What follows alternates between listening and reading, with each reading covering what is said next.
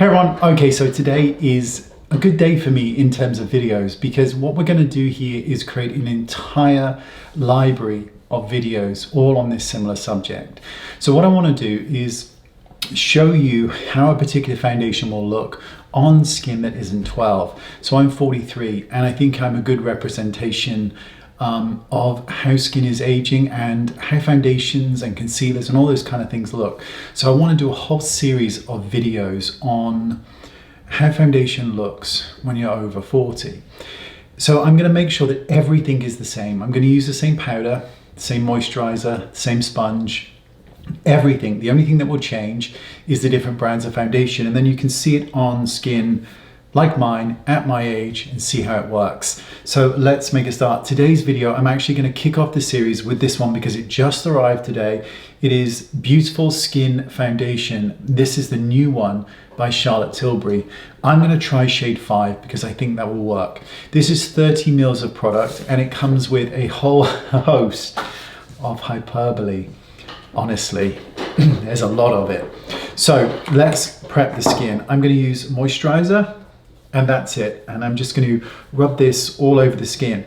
I will also be using, regardless of the product that I use, I will still be using around about 1 pump of any product that we feature. And I just think this would make a really great playlist to show a whole host of foundations, just foundations, and see how they react and look like on skin of my age group. So, product has been applied and absorbed. So let's start with this foundation. Let's give it a shake. We're going to try shade 5 and I'm going to do 1 single pump on the back of my hand. I don't think that's going to take us very far. I think this is probably going to have quite a kind of sheer skin-like coverage, but I don't know, because I truly haven't used it yet. So I'm going to use a beauty blender that is slightly damp, and I will be using this all throughout any of these videos, and let's blend it in. So yes, this is a very lightweight foundation. Absolutely. I think if you used a brush, this would have a fuller effect, but I still think it's going to be on that light spectrum. To say that it looks like skin, 1 pump, would be an understatement. This looks like skin.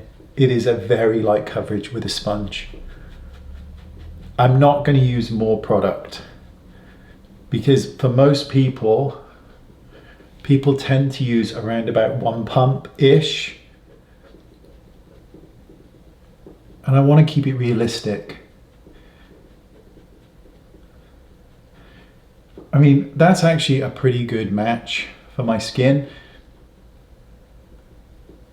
I'm gonna try and eke out as much of the product as I can without having to add more.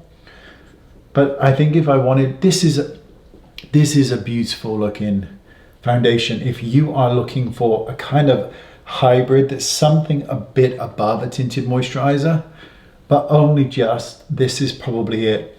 I think on first impressions, other than the fact that I think it looks bloody amazing and really does look like skin. I mean, it really does look like skin. I would have really liked to have seen this in a 50 mil. This is 30 mils and I've got a feeling you'll burn through this quite quickly, but that's just my initial thoughts.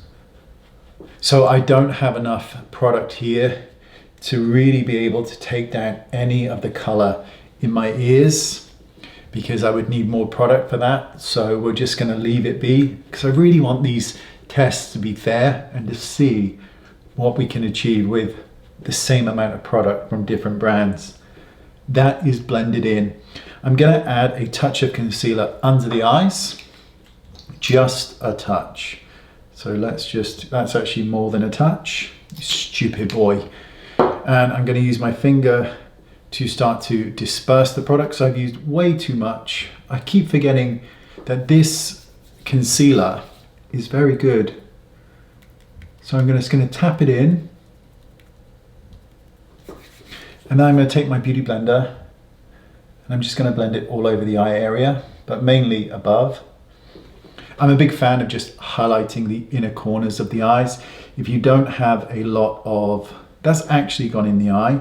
If you don't have a lot of darkness underneath, there's no need to put it there. There really isn't. Let me just try and add more product in while I'm actually trying to remove it. But I do like that inner highlight, I really do. And this area doesn't crease. Whatever's left, I'm just going to kind of dot in the center of the face, but pretty much nothing. I just think that makes the eye look so awake. Let me just deal with this inner corner. Now this is pretty realistic skin finish, and for some skin types they're not going to need to add powder, but we will for the sake of this. I'll finish off with a blusher just to kind of finish it off.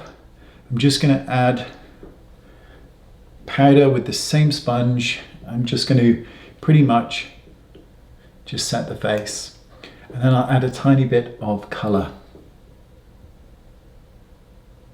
So I will say this, in all honesty, this looks like my cup of tea when it comes to foundation. It really does.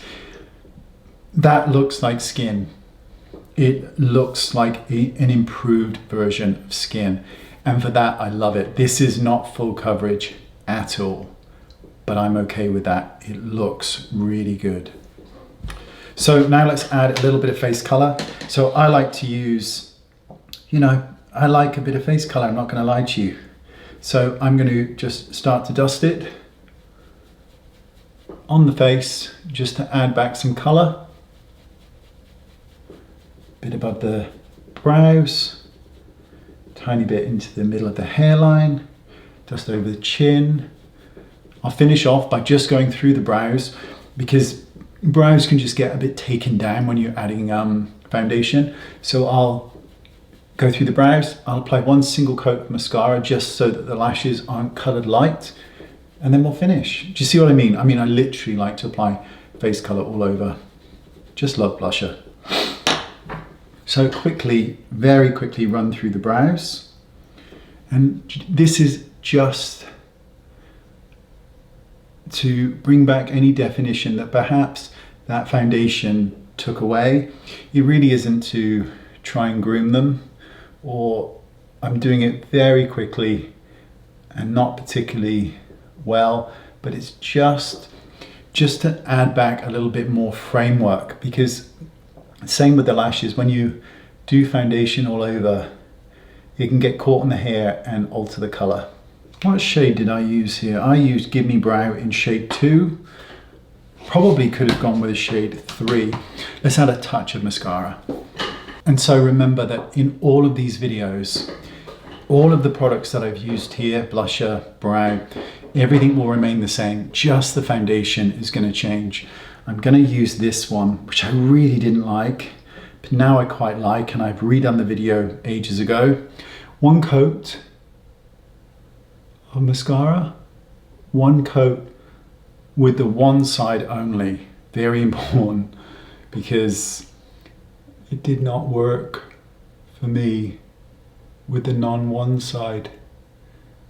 And that's just to take away any foundation color that was in the brow. And let's have a look. I really like that. I will get close.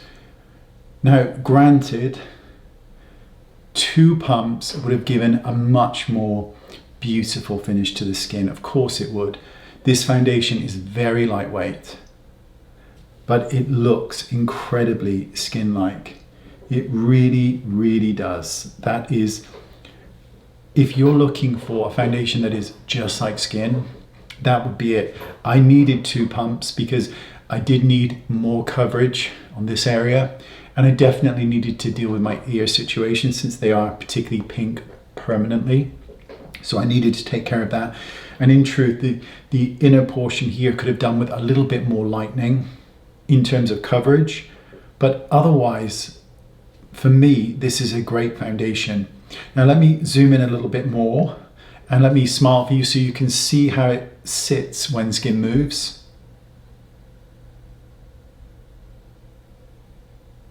But overall, really, really impressed with this one. So this kicks off the series of foundations over 40.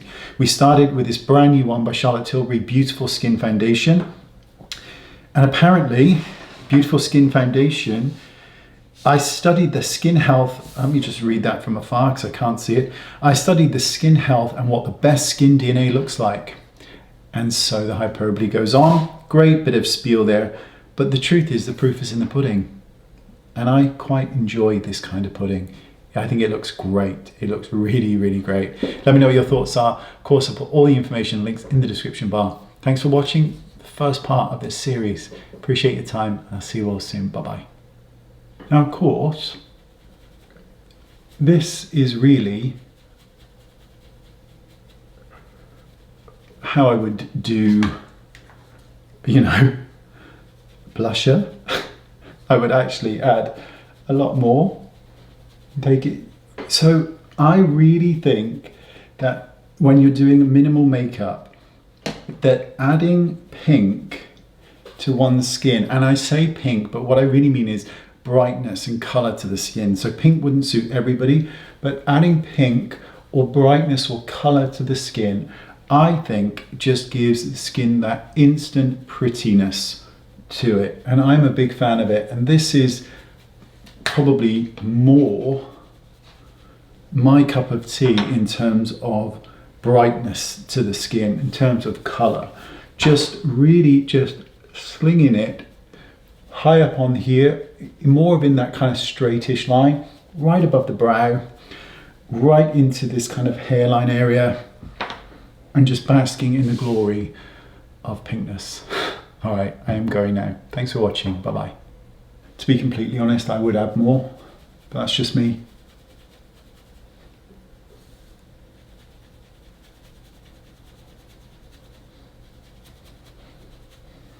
Lovely.